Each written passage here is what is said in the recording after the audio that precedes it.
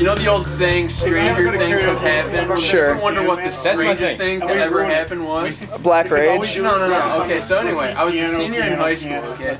And I had a broadcast engineer who has seen every movie ever made, okay? So me and my friend, Steve Rancor, we decided we were going to make up a movie, and then we were going to talk about it in class, and then we were going to get into a fight over something that happened in this movie, and then ask my teacher whether or not he could solve the if he could settle the dispute. And the movie was called Pacific Inferno, okay? And here's where it gets amazing. The argument was whether or not the main guy in the movie was played by Carl Weathers or Billy D. Williams. Okay, a very legitimate argument.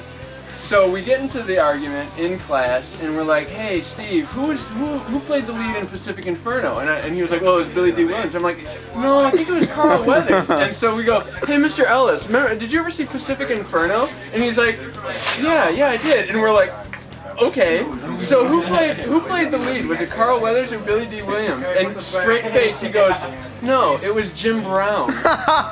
So anyway, we go to the library later in the day, and we do some research on Pacific Inferno.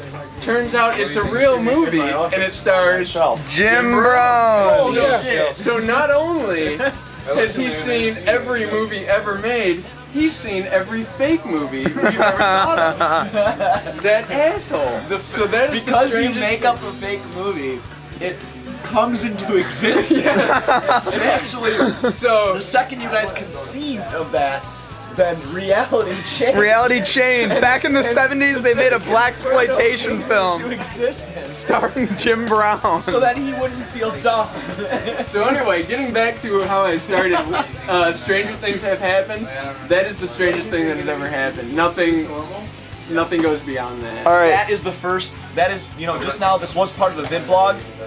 That's the first episode of Story, which is a new segment. That is Tim's best story. Oh man. That's really my only story. So. All right, here, get me. All right. Just while we're talking about movies here, speaking of Carl Weathers, he was also the star of such black action movies, Action Jackson and the classic Hurricane Smith, where he was a African-American martial artist who kicked ass. Okay, now talking bad movies, McBain. If you haven't seen McBain starring Christopher Walken, here's your reason for seeing it. Christopher Walken and his group of ragtag Vietnam vets are out to stop drug warlords in Colombia. For some reason, Right there in Seoul. there's no real rhyme or reason to the whole thing. But the reason you need to see this movie is because they're flying a plane. They killed lots of innocent people to get this plane.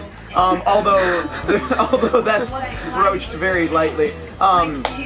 So they're in the plane, and it's like a big, really big cargo plane, and a jet plane flies up next to it. And the guy in the jet plane is so close that he's like, "Get down!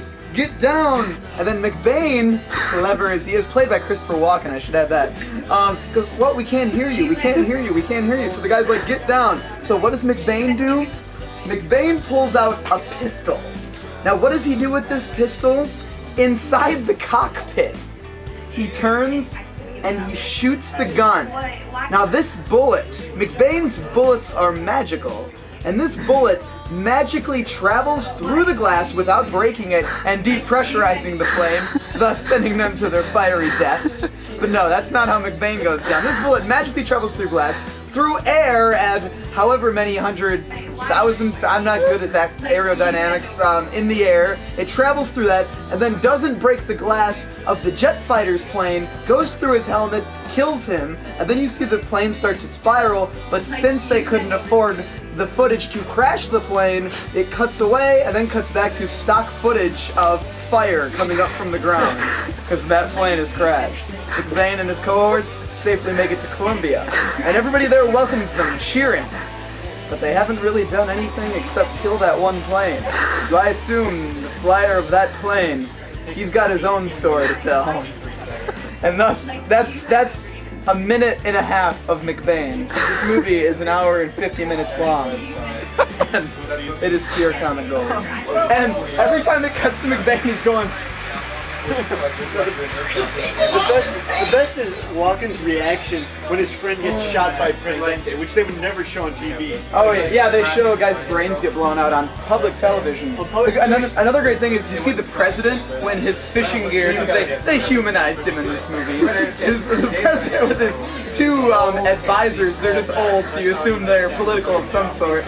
And two of them react at the same time to the guy getting shot on television. The third guy, okay, here's the first question. Here's the third guy. So he missed his cue. That's called acting. But better it's starting to smell like man. Christopher Walken's reaction to the whole thing is, it's happening, it happens. It's starting to smell like man in here. Also, whenever him and his buddies burst into, say, drug warehouses or strip clubs, wherever they go to steal money for some reason, his buddies always have huge, high-powered automatic weapons that they fire constantly. McBain always takes one shot. You have to watch this film. When they're all like, McBain is supposed to go. And I work on that extended clip.